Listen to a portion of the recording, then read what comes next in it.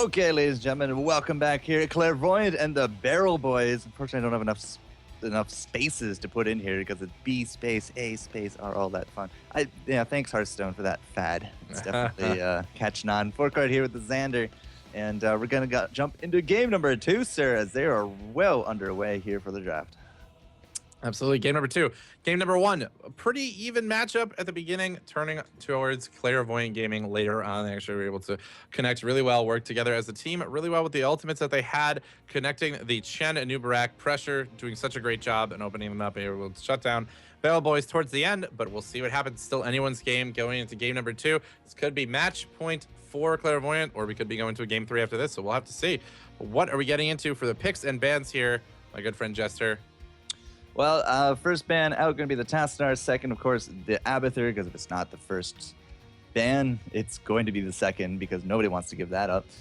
This is going to be on Cursed Hollow as a note, and the first pickup is going to be a Tychus. Absolutely. Again, one of those big first picks that we always usually see here. It's King a of Assassins. King of Assassins right now. That double health pool kind of makes him a tank almost in his own right because he's able to sit there, soak so much, and still dish out so much damage. So he is double health pool powerhouse right now in Heroes of the Storm. So not surprised to see him being picked up there. What do we have next, though, coming out from them after the Tychus? Well, again, big top 4 warriors. If you don't get them first pick, you're usually going to get them on the return. And Barrel Boys are going to take a Nubarak and Arthas. Again, very big character models. A lot of twists and windy corridors here on Cursed Hollow. So very good pickups there.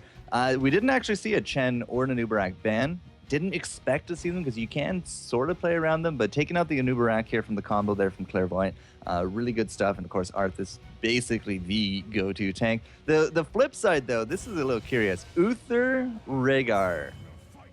We saw this before, which means either we're going to have a single tank and triple assassin, i.e. we're going to have Uther hiding behind triple assassins, or triple assassins behind him, and we're just going to out-heal you, or they're going to do something else, because you do not put an Uther and a Rhaegar together. Yeah, it's surprising to see that much heals coming out together. It's interesting. I feel like he's going to lead the charge. He's going to get in there. He's going to try to make a mess of things, get that stun in there really early. The Rhaegar coming out, though, I wonder what will be the rest of their lineup with that. I mean, I wouldn't be surprised to see some... I mean, we definitely need a tank out here. We need to get the tank out in the lineup here, but it's still I wouldn't be surprised to see a lot of damage coming out of them, too. Triple assassin, as you said. We got basically the front line already done here. For McIntyre and crew. So with them already having that out, they need to go down with healer. Taking away those healers from what Clairvoyant just did means you're basically forced into a Malfurion or a Brightwing. No hands. You're screwed with it.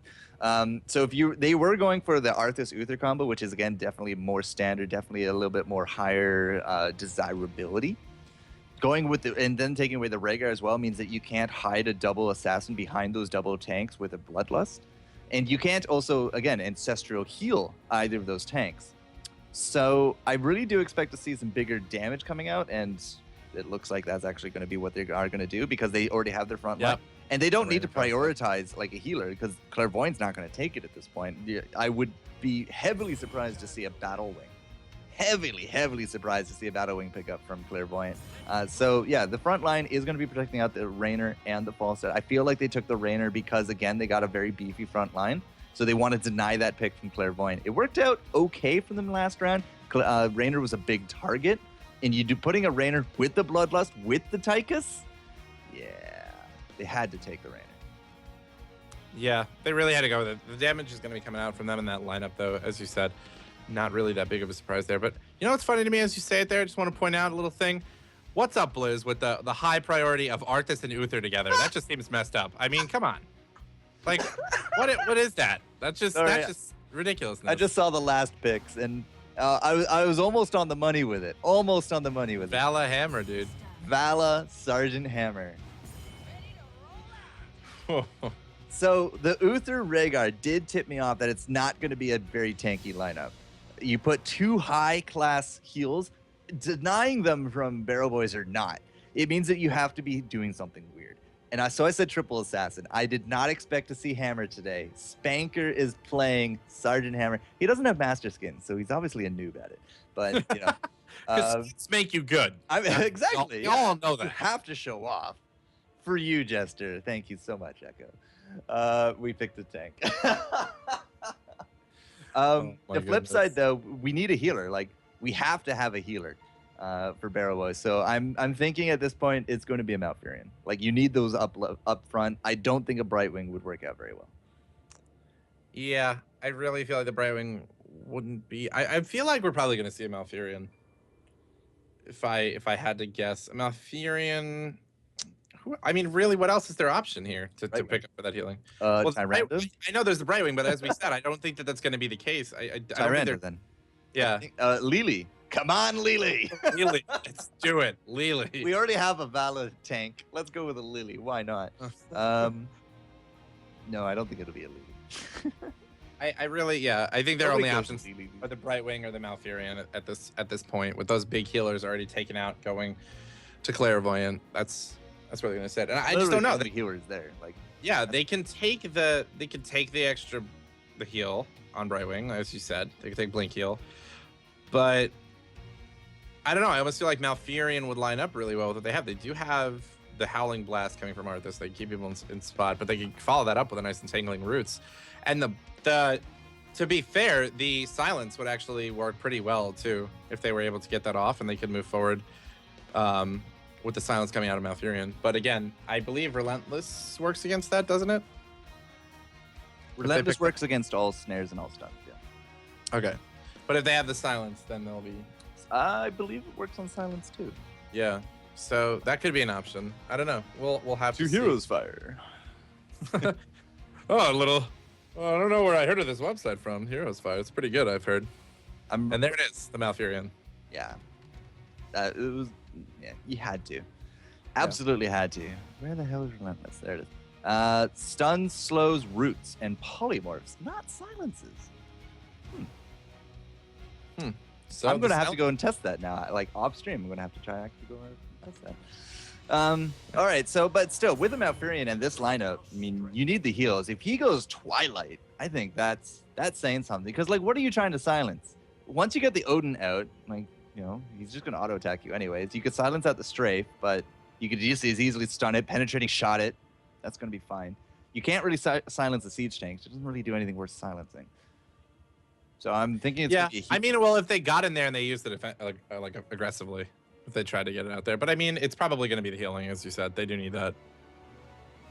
All right, Countdown is going to be getting ready to go. One of the big advantages of having a Siege tank on this lane, or sorry, this map, is that you can actually throw it into the bottom lane, protect him with the stuns and the heals of the Uther, and actually start wrecking it out. Because Clairvoyant's going to be on the blue side. So you throw the hammer down south, you put the Tychus there and the Uther, you let Vala go soak, you let Rhaegar go soak.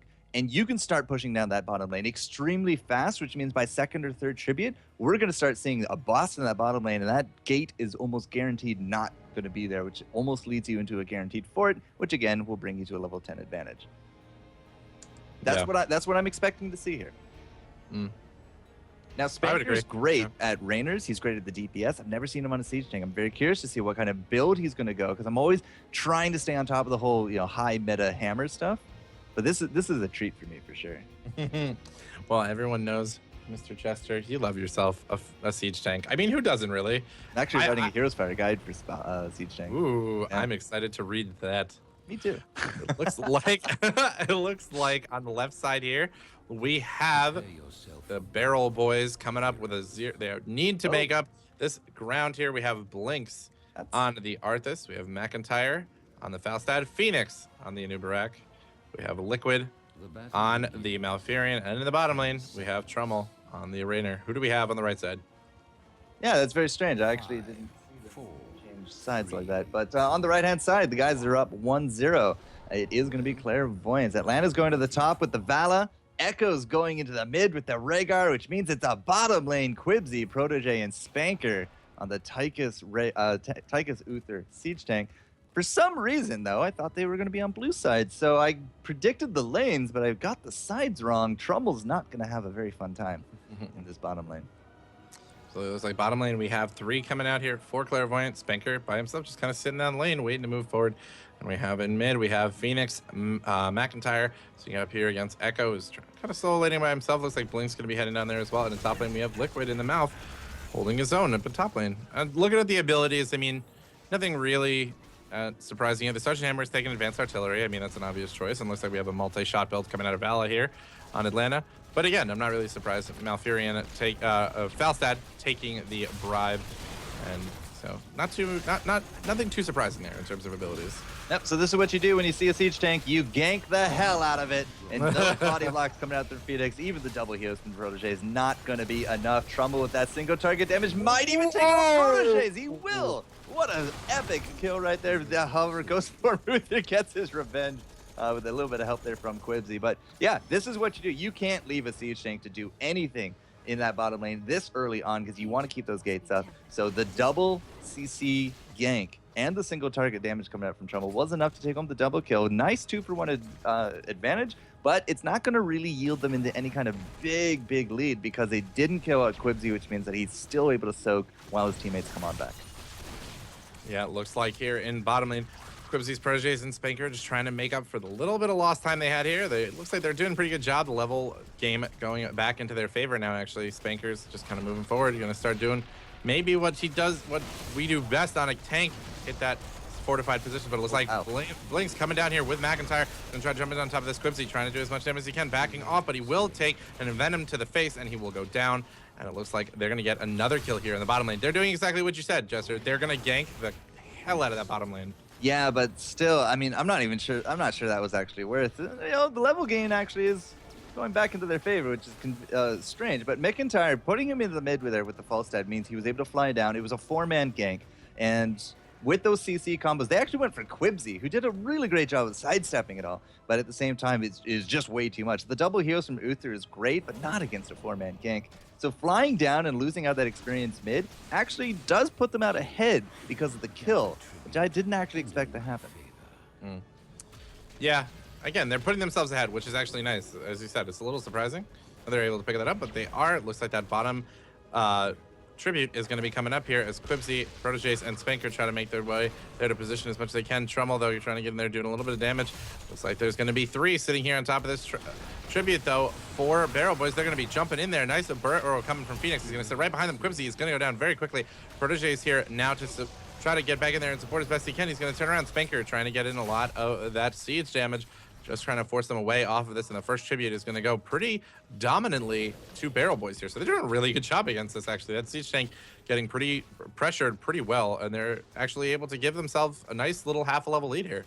Yeah, that half level because of Quibsy getting caught out there. And again, that's a big advantage that you have with a Nubarak. You can just really get into the back line. It's why you see a Nubarak Chen kind of like split up as much as you do, because them together just means you're not going anywhere. Now you're in an enemy sandwich. But they do got the level 7 advantage. We did just hit 7 here from Clairvoyant. Anybody's game still, but this bottom lane is starting to get absolutely wrecked because we do got the Siege Giants. We also have Spanker with the Siege mode, and there goes the gate. That's gonna be a tower on top of it. So oof, this is Siege Tank. Hear her roar. She's just doing so much damage. Their wall is gonna go down so quickly. Spanker now gonna see that aggression coming out. There's some spikes, but he dodges very quickly. Phoenix jumping in on top of the Proteges. Proteges gonna back off here though as well, and they're gonna be able to get out of that without getting killed at all.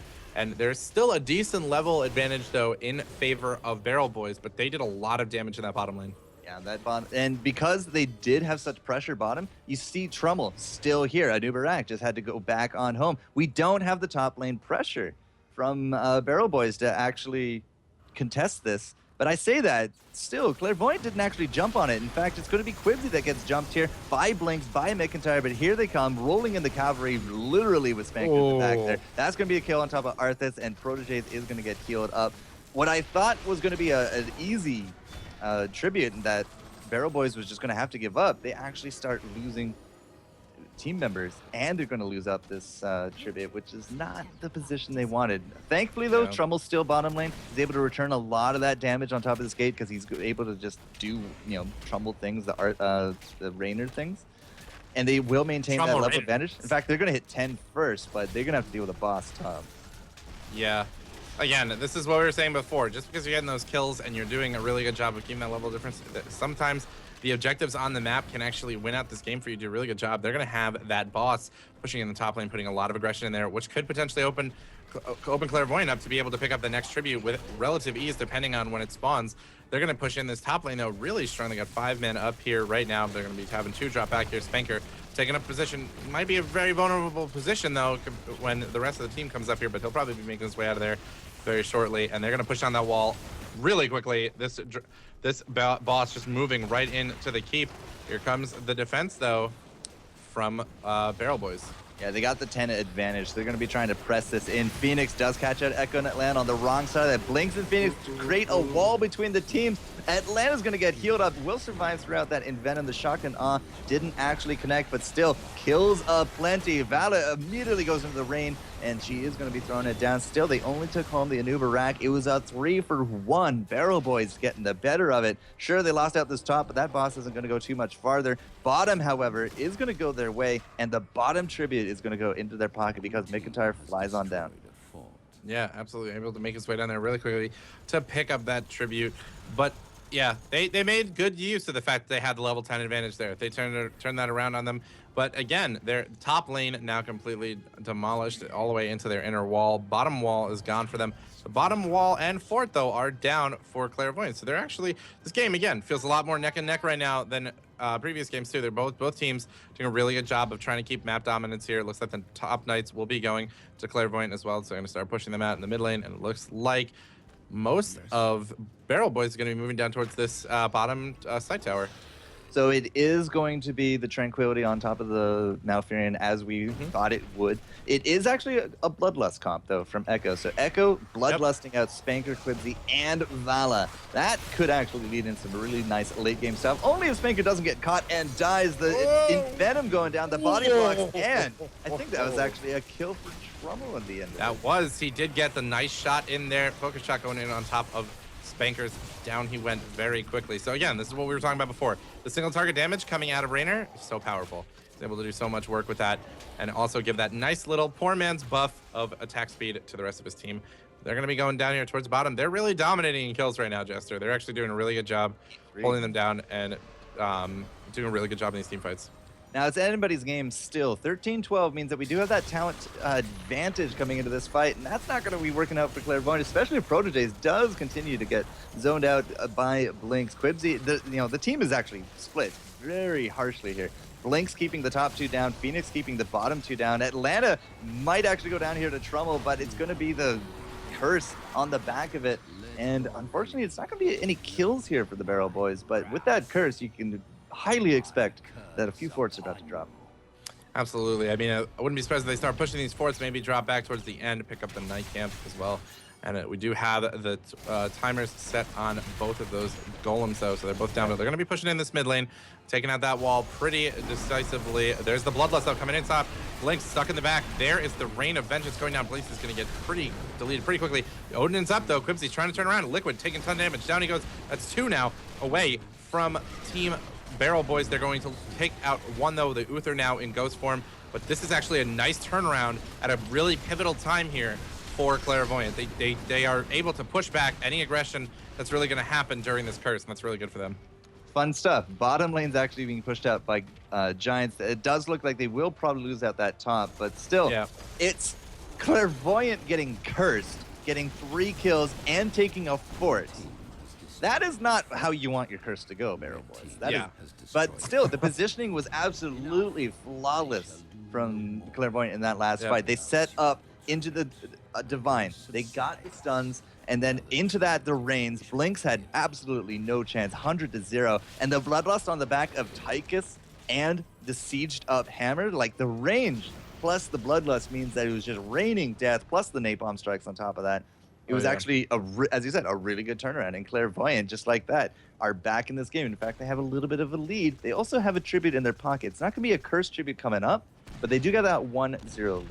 Yeah, that was, as we said, it was a really pivotal fight. About 20 seconds left here on this top giant, though. I mean, that's exactly when you want a fight like that to happen for you. You're getting cursed, and you're able to turn around, prevent any more aggression coming in on top of you, and then push out get some kills there as well, bring yourself back into the game, and now you have a little bit of a level lead too. So they're doing, that is really solid for them. Looks like they're going to be making their way though, opting Clairvoyant for the bottom Knights as this Golem is going to be coming up here on top. I have a feeling they know that that's going to happen, but they see that the timer on the bottom one is almost up as well, so they'll probably be countering with that if they so choose, and it looks like they're going to have 4 sitting here waiting for it to come up as Quibzy is going to move forward on this bottom fort. That's actually going to pan out pretty well for them if they're able to take out this fort and then move it forward. Their Golem is going to move in just as strong as the top one is as well. But it looks like the start on this push is coming from Barrel Boys. They're moving in on this wall already as that Golem is about to follow them up. So going for a base I don't know. I don't know. I'm starting to feel like that. Anytime we see both teams like push in something and then grab Golems, I'm always terrified that's what's going to happen. This actually might be a keep. I mean, the keep is already down, hurt. There's no gate, and the rest of everyone here from Clairvoyant actually do back out in very short order. So they are very much in danger of losing out this keep. Tranquility is going to be already down. You see the shock and awe going off. Quibzy on the side, though, with that Odin, is able to do some pretty big zoning pressure on top of Phoenix. The Golem is probably going to get that keep, but Trommel is going to go down. He's on the front line, not where he wants to be. Howling Blast will catch Echo, but a nice double heal coming up from Protege is going to keep him alive as long as they could. Quibsy's going to exit that Odin, but that just means he's ready to go with the minigun. That's going to be the rewind from Phoenix, but he doesn't actually do anything with it. Blinks is going to join him in the grave for his troubles, and this actually could be a team wipe for Team Clairvoyant. Absolutely. They're going to be able to move it on this Protege's kind of in the backline, just going to body block him out there, and that's going to be an entire team wipe against Barrel Boys. As we see in the bottom lane, though, the thing is that boss was not supported, but he still did a decent amount of damage that was completely uncontested by the rest of Barrel Boys. They're going to be open now to another tribute, putting them at 2, which means the pressure is going to be on Barrel Boys to contest every tribute here on after, because they don't want to let them get a curse. If they do, they can do a lot of work with it, as Clairvoyant is going to pick up this Night Camp in top as well. So a lot of counter pressure trying to come out from Clairvoyant here, as they did get that top keep pushed in, though. Clairvoyant has done some amazing things here into this mid game. They were definitely down. They lost out the race to 10. They lost out the fight to 10. They lost out the first set of curses. They're actually now down a keep, which means they have to deal with catapults forevermore. But they have the level lead, almost an entire level to that. They do have the second tribute in their pocket, as you said, and you can't afford to kind of ignore any more tributes if you're on the side of Barrel Boys. So they have a lot going for them. They're a very gritty team, and they've really brought this mid-game composition to bear. That team wipe was very important for them because they were able to get those second Knights. They're putting up the pressure, which is delaying the positioning here of Barrel Boys for this last tribute, and this is not where you want to get funneled into if you're Barrel Boys. Yeah, Barrel Boys has to come for this. Looks like Blink's going to be leading the charge there. He puts down his AoE, but he's going to take so much damage here. Shock and all coming down from Falstad, but it's really not going to connect to all that much. Quibzy, though, taking a lot of damage before he gets in that Odin. There is the Bloodlust, but he's going to lose that Odin very quickly, but they're going to continue to put down tons of damage. Liquid getting deleted. This is 3 now for nil in favor of Clairvoyant. Trommel backing off here. Will they try to defend this? No, they're going to let him take that tribute, and they're going to move forward with this now.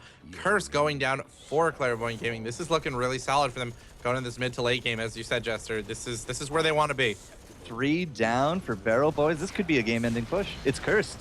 They don't have to deal with minions. Yeah. Their other lanes are going to be pushing in. Now, we do have a little bit of a death push coming in top, but again, no hit points on those catapults. It's going to get nullified out, and it's a 5-man YOLO death squad here with 2 levels up over top of their opponents, and they're going to go for it. I can almost hear them shouting in a valley, YOLO, as they move in.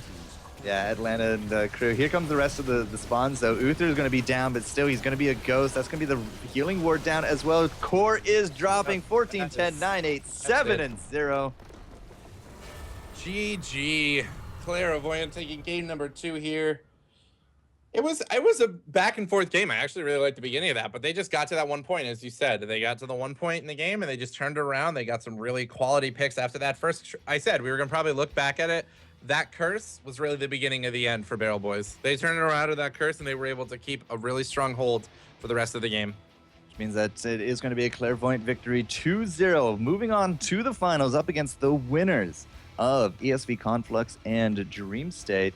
Let's do a quick reload there and see. Dream State is actually 2-0 to ESV Conflux, which means that we are going into a Clairvoyant finals up against Dream State, the guys that we did cast out a little bit earlier, and 2 powerhouse teams showing up here to the finals of the last Community Cup for the ESL NA. Exciting stuff, Mr. Xander the Gamer, and we're going to be here to cover it. So, guys, don't go anywhere. Clairvoyant and Barrel Boys, it is a Clairvoyant victory. And they go move on to Dream State when we return here, ESL Cup NA number 4.